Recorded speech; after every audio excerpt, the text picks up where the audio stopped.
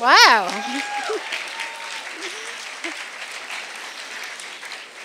Thank you very much. Wow, it's thrilling to see you all here tonight.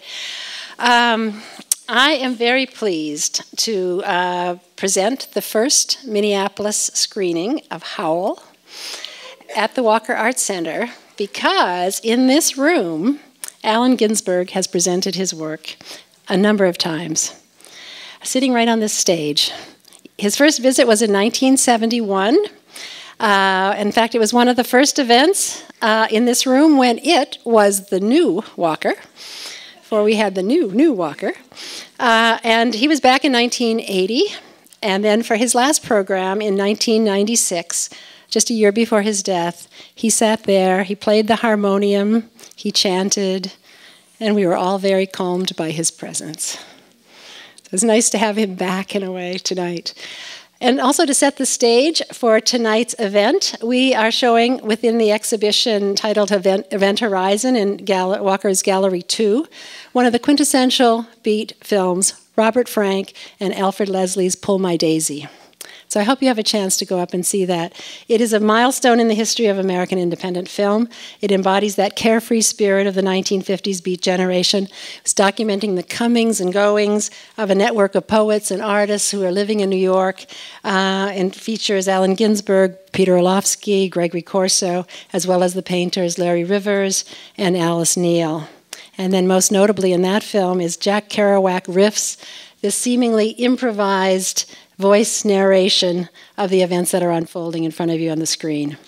And also for more background on Allen Ginsberg, the documentary The Life and Times of Allen Ginsberg is also playing daily in the lecture room. So I hope you will get a chance to come back if you haven't already seen them to give you a little broader, and put sort of this whole evening a little bit into context. Those two events, those films, play through October 10th.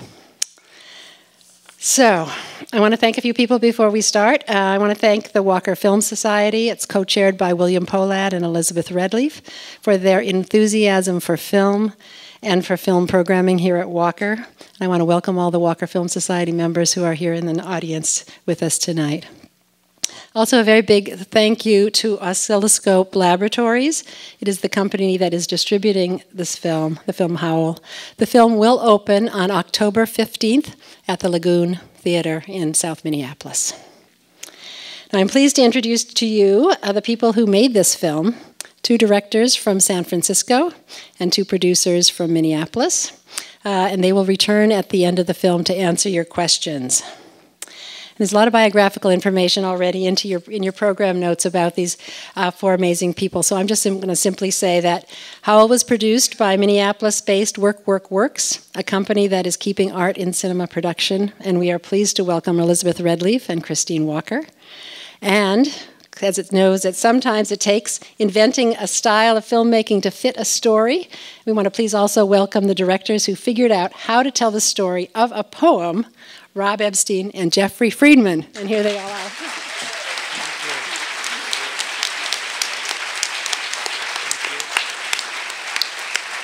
Thank you. It's so thrilling to be here. I think it was just under 2 years ago, we came to Minneapolis to meet with two producers who were not afraid to take on a film that was based on a poem. In fact, they loved the idea. And it's been an incredible journey, and we're just launching the film out into the world, and we're really happy to be bringing it back to Minneapolis. It feels like a wonderful circle. And it's a treat for any filmmaker to have their film shown here at the Walker. So we want to thank the Walker and Cheryl Mosley for inviting us. And we'll be here afterwards for a question and answer. So we hope you'll stay. Thank you.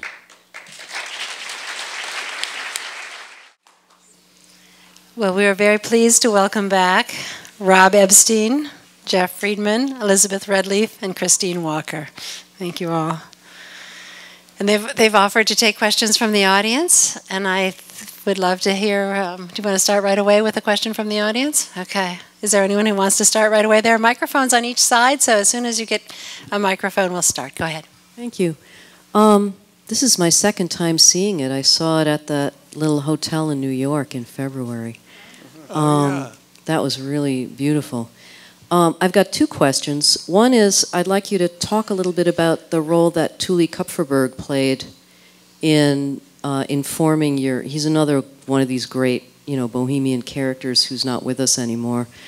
And I read somewhere that his oral history was very informative to you. And the other question is, these guys that were in Alan's life were Adonises.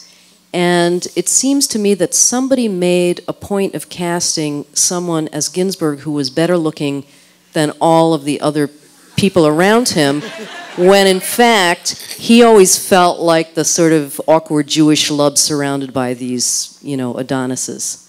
So you may not have had anything to do with that casting decision about finding these guys who, you could have found like really good-looking guys, but anyway. That's two questions.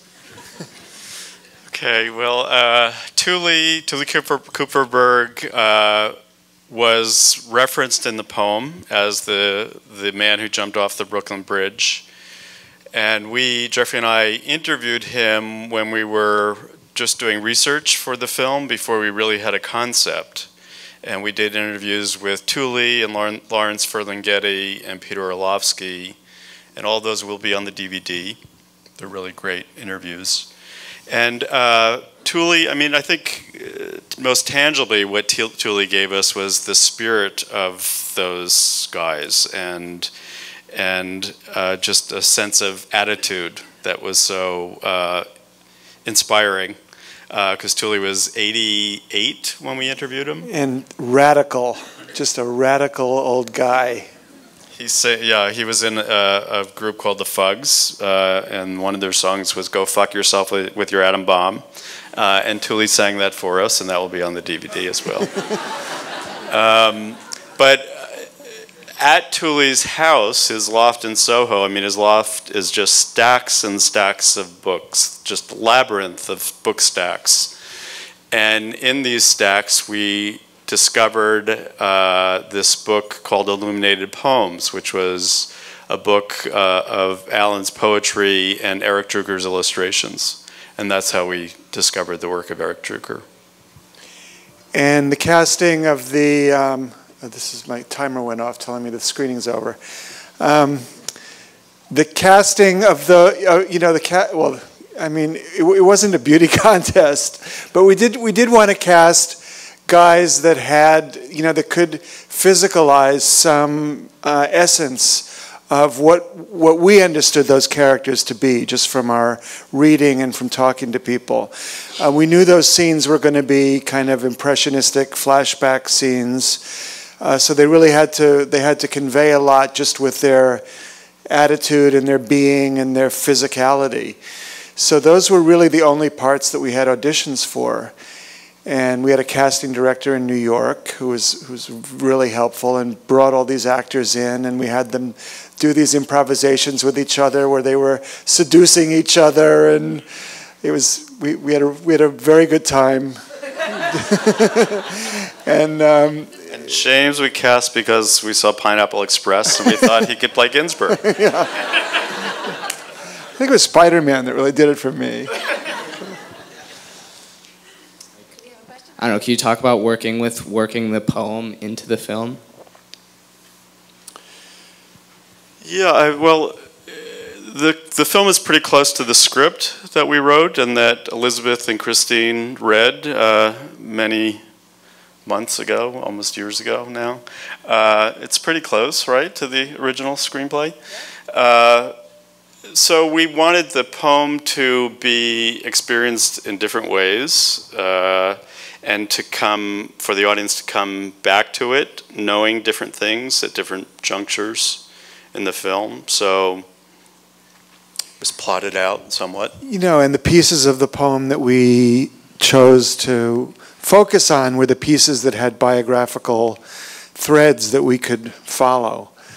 So that determined, that determined part of it. Part of it is the parts that they discussed in the courtroom in the most interesting ways or the most entertaining ways or the most telling ways.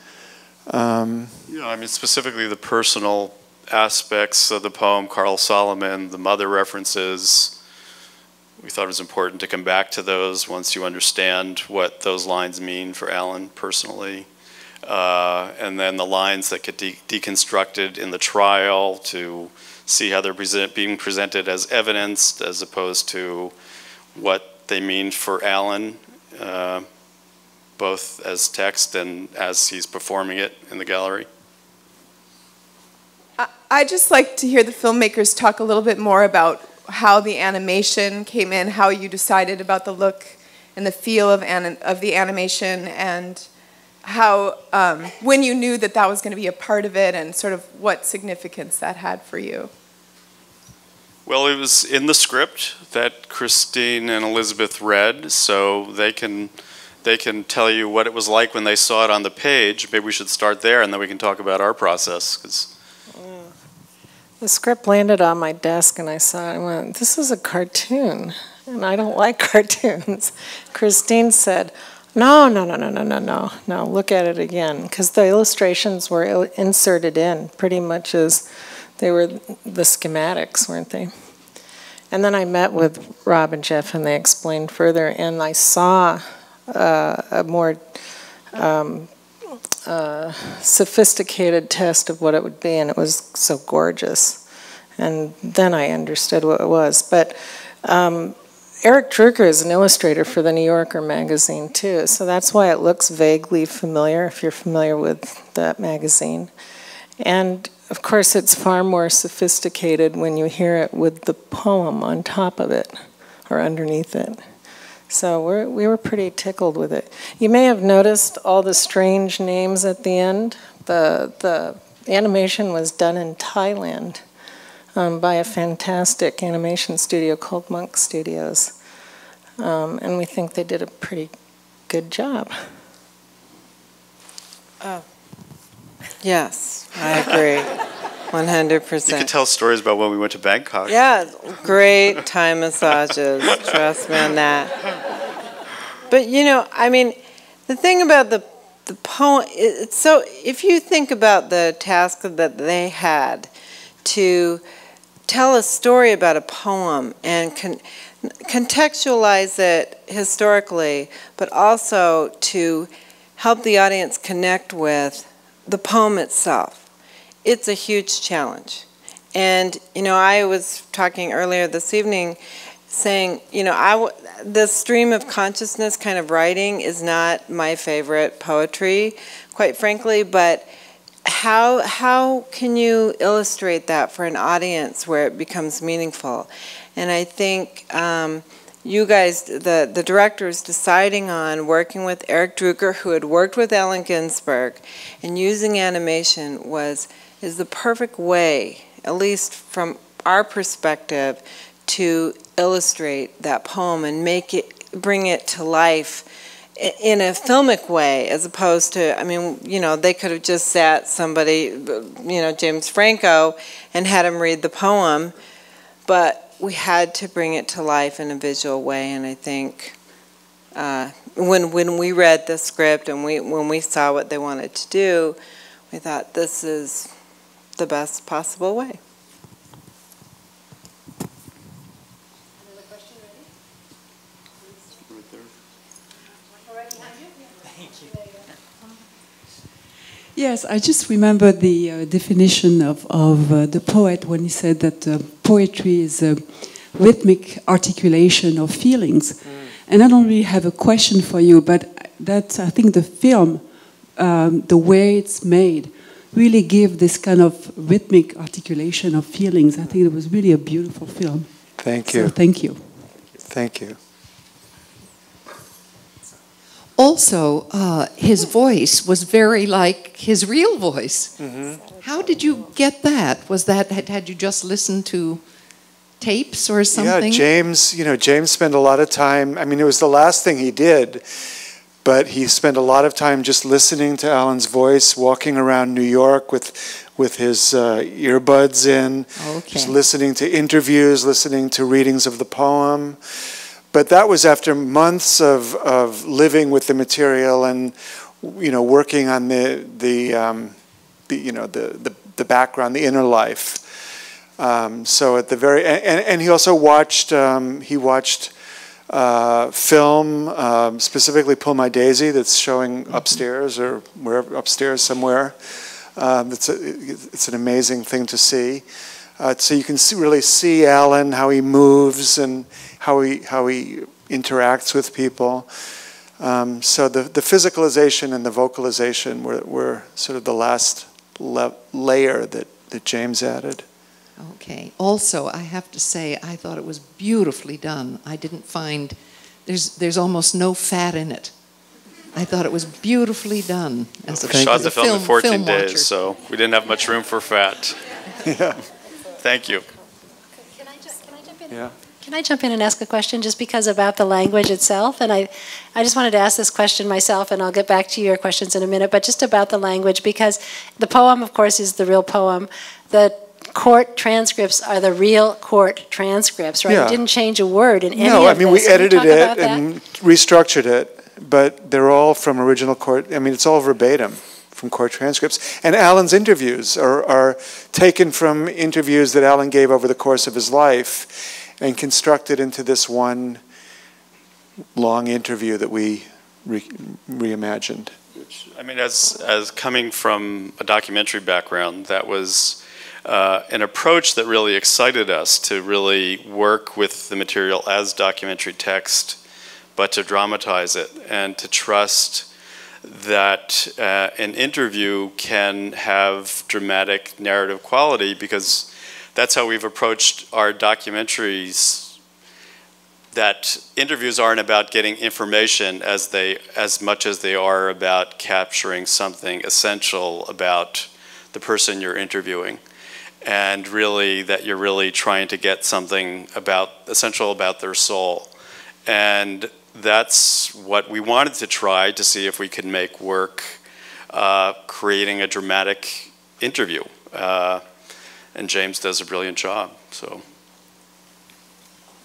That's a good segue into my comment. John Hamm was on Craig Ferguson's show last week being interviewed, and it was very underscored but compelling, and that's how I got to be here tonight. And I thought it was a real triumph that you show in the end that Solomon lived to 1993, and more importantly, that he was published. He was published, and he was a publisher. I think he might have published Burroughs' first book, or he was helpful. Did he? I think he did. I think he published. I think Alan got him to publish Burroughs' first book. I'm not sure about that, but I think he did. Yeah, his father was a publisher, and he went to work for his father. The musical score was absolutely amazing, and you'd think that it would be downplayed, but it was really a central theme in a lot of the movie. How did that happen, and how did you determine that that was going to be so important?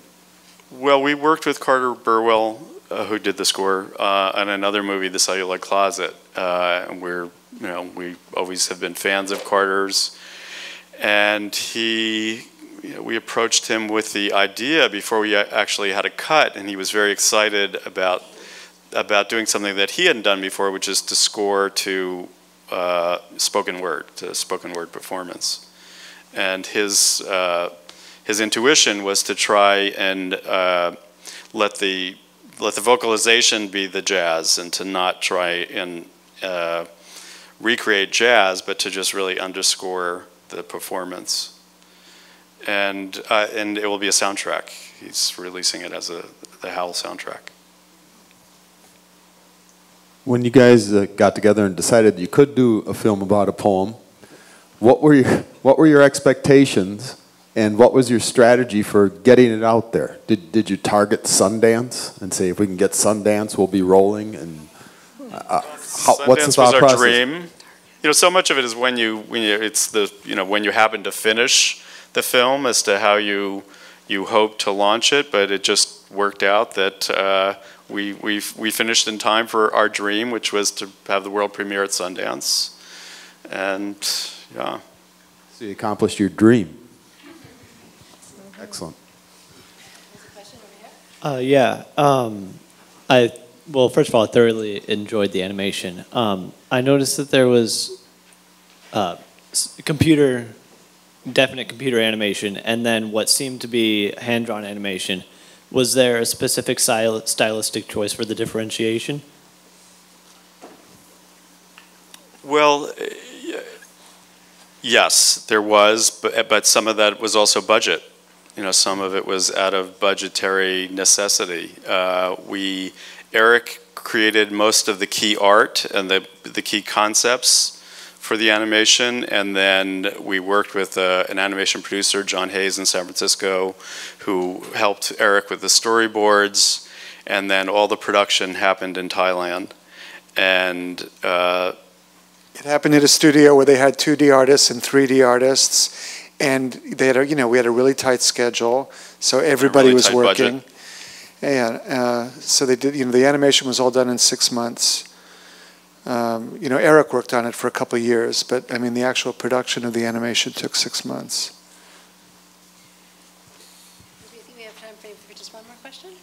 Okay, another question? There's one over here. Go ahead. I'm curious about why you chose Howell and Ginsberg as the focus of your beat picture, as opposed to really any of his contemporaries. I'm wondering if it's personal preference, or is there something that you see as particularly cinematic about this poem and about Ginsberg? Well, I mean, there are two answers to that. One is that the project was brought to us by the Ginsberg estate, who asked us if we would be interested in making a film about Howl. But then as we learned more about the poem, we realized that this poem really was the beginning of the beat movement and the San Francisco Renaissance. I mean, the San Francisco Renaissance was happening, but the reading of this poem at the Sixth Gallery that we recreated was really the beginning of this cultural explosion that we know of as the Beats and On the Road and Kerouac and the whole all the counterculture stuff that came out of that. But this is sort of, it felt like this was the embryo of it, and it was the first poetry slam. It was the first time that poetry was really presented as performance, and from all accounts, it was an electric performance that night, and that was something that we really wanted to try to approximate. So I think is that. Thank you. Thank you.